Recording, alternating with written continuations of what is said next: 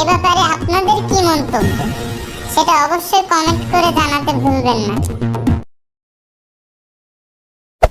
Hey there. Subscribe to my channel. And also press this bell icon. Well, you look at what the opposition has been doing the past few months. Since early this year, they've resorted to terror tactics. This is unprecedented in Bangladesh's history, that they have resorted to firebombing private vehicles, buses, repeatedly, despite our urgent pleas to the opposition, my mother's own phone call to the leader of the opposition. We've asked them repeatedly that, look, these elections are a constitutional necessity. 24 January is the deadline. We haven't been able to come to an agreement. Let's talk about the next elections. But please stop the violence. And they have absolutely refused. You've written in an op-ed in a local media outlet this weekend the following words: by voting, you send a clear message that you value democracy above else, and appeal to the electorate to come out and vote, no matter what the circumstances of this election. Can I take it then from those words that if people don't come out to vote, if there is a very low turnout, as is widely expected, that you as a party will equally take that as your answer, that people do not believe in democracy conducted in this way? If the voter turnout is low because our opposition has decided to boycott, and they've terrorized people and scared people into not coming out to vote, does that make the elections illegitimate, even though they're free and fair?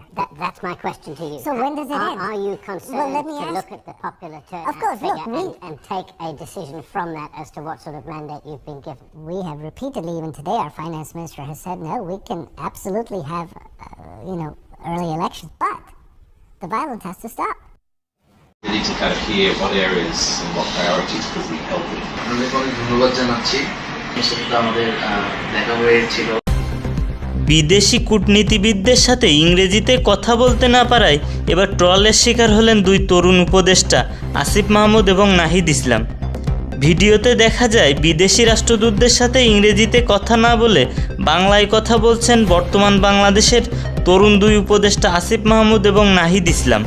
আর এই ইংরেজিতে কথা বলতে না পারার কারণে এই বিষয়টি নিয়ে সামাজিক যোগাযোগ মাধ্যমে ঝড় উঠেছে। বৈষম্য বিরোধী ছাত্র আন্দোলনের সমন্বয়ক, এরপর দুজনই হয়েছেন অন্তর্বর্তীকালীন সরকারের উপদেষ্টা।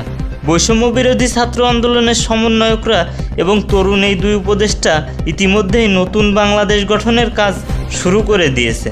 সম্প্রতি বাংলাদেশে আসেন বিদেশি কিছু রাষ্ট্রদূত এবং তাদের সাথে বর্তমান বাংলাদেশের বন্যা পরিস্থিতি সহ অন্যান্য পরিস্থিতি নিয়ে আলোচনায় বসেন আমাদের দুই উপদেষ্টা আসিফ এবং নাহিদ। আলোচনার এক পর্যায়ে দেখা যায় দেশের বিভিন্ন বিষয় নিয়ে কথা বলছেন বিদেশি রাষ্ট্রদূতরা। তার কিছুক্ষণ পরেই তাদের ইংরেজিতে অভিবাদন জানিয়ে বাংলায় কথা বলতে থাকেন নাহিদ ইসলাম। আর বাংলাতে কথা বলাতেই সামাজিক যোগাযোগ মাধ্যমে শুরু হয়েছে ট্রল। কেউ বলছেন ছাগল দিয়ে হাল চাষ হয় না, হাল চাষ করতে গেলে গরু লাগে। মন্ত্রণালয় কোনো ফাইজলামের জায়গা নয়, আগে তোমরা ইংরেজি শিখে এসো। তবে ইংরেজি না বলতে পারাটা যে লজ্জার এমনটা নয়, ইংরেজিতে মনের ভাব পুরোপুরিভাবে প্রকাশ করা সম্ভব হয় না। এ কারণেই আসিফ নাহিদরা বাংলায় কথা বলেছেন বিদেশি রাষ্ট্রদূতদের সাথে। প্রিয় দর্শক, বাংলায় কথা বলাটা কি কোনো অপরাধ? এ ব্যাপারে আপনাদের কি মন্তব্য সেটা অবশ্যই কমেন্ট করে জানাতে ভুলবেন না। আমি গাড়ি দিতে চাই না আমার সেটার সরকার, যেই তত্ত্বাবধায়ক সরকার, বালের সরকার নাম দিয়েছে। অন্তর্বর্তীকালীন সরকার যদি 24 ঘন্টার মধ্যে কোনো মামলা দায়ের না করে, ওকে জুতা বাংলায় জন্য আমেরিকার দালাল। Just wait and see. নভেম্বরের মধ্যেই শেখ হাসিনা বাংলাদেশে ফিরে আসবেন। তিনি এখনো বাংলাদেশের বৈধ প্রধানমন্ত্রী according to the constitution of Bangladesh. বাংলাদেশের সংবিধান অনুযায়ী শেখ হাসিনা বাংলাদেশের প্রধানমন্ত্রী, বৈধ প্রধানমন্ত্রী। ওই সব চক্রান্তকারী ইউনুস, তোকে বাংলার মানুষ জুতা মারতে মারতে তোর চামড়া তুলে ফেলবে। Just wait and see. আমি একজন মুক্তিযুদ্ধের অন্যতম সংগঠক মুক্তিযোদ্ধা, আমিও জাতিসংঘের উপদেষ্টা ছিলাম। তুই জানোস আমি বিশ্বের অনেক বিশ্ববিদ্যালয়ে পড়াই। তোকে এই ডক্টর ইউনুস খানকির বলা কুত্তা বাচ্চাকে আমি স্বনির্ভরের ট্রেনিং দিয়েছি। হারামজাদা রাজাকার গরিবের চোদা গরিব একবেলা ঠিক খাইতে পারছ নাই, এত বিলিয়ন বিলিয়ন ডলার কেমনে বানাইছ? ঘুষ দিয়ে তুই শান্তিতে নোবেল পুরস্কার এনেছিস, তুই পৃথিবীতে অশান্তি সৃষ্টি করেছিস, বাংলাদেশে অশান্তি সৃষ্টি করেছিস। আমি আজকে অনেকদিন পর হাসপাতাল থেকে আসার পর আমি কোনো শব্দ বোমা মারি নাই। যারা ৭১-এর মহান মুক্তিযুদ্ধের বিরোধিতা করেছিস তাদের বাংলাদেশে থাকার অধিকার নেই। খানকির বড়রা তোরা পাকিস্তানে যা, তোরা পাকিস্তানের দাস, তোরা আমেরিকান সাম্রাজ্যবাদ একচেটিয়া পুঁজিবাদের দালাল, যে আমেরিকান সাম্রাজ্যবাদ এদেশের স্বাধীনতার বিরোধিতা করেছিল। আমি গাড়ি দিতে চাই না আমার সেটার সরকার, যেই তত্ত্বাবধায়ক সরকার বালের সরকার নাম দিয়েছস, অন্তর্বর্তীকালীন সরকার যদি 24 ঘন্টার মধ্যে কোনো মামলা দায়ের না করে তোকে জুতা বানাই ইউনুস। আমেরিকার দালাল, জাস্ট ওয়েট অ্যান্ড সি। নভেম্বরের মধ্যেই শেখ হাসিনা বাংলাদেশে ফিরে আসবেন। তিনি এখনো বাংলাদেশের বৈধ প্রধানমন্ত্রী according to the constitution of Bangladesh. বাংলাদেশের সংবিধান অনুযায়ী শেখ হাসিনা বাংলাদেশের প্রধানমন্ত্রী, বৈধ প্রধানমন্ত্রী।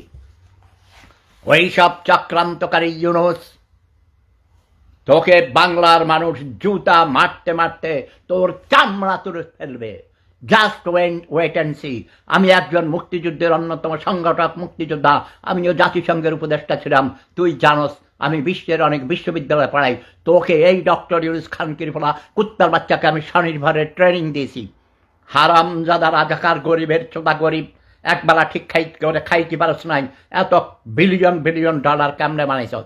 ঘুষ দিয়ে তুই শান্তিতে নোবেল পুরস্কার এনেছিস, তুই পৃথিবীতে অশান্তি সৃষ্টি করেছিস, বাংলাদেশে অশান্তি সৃষ্টি করেছিস।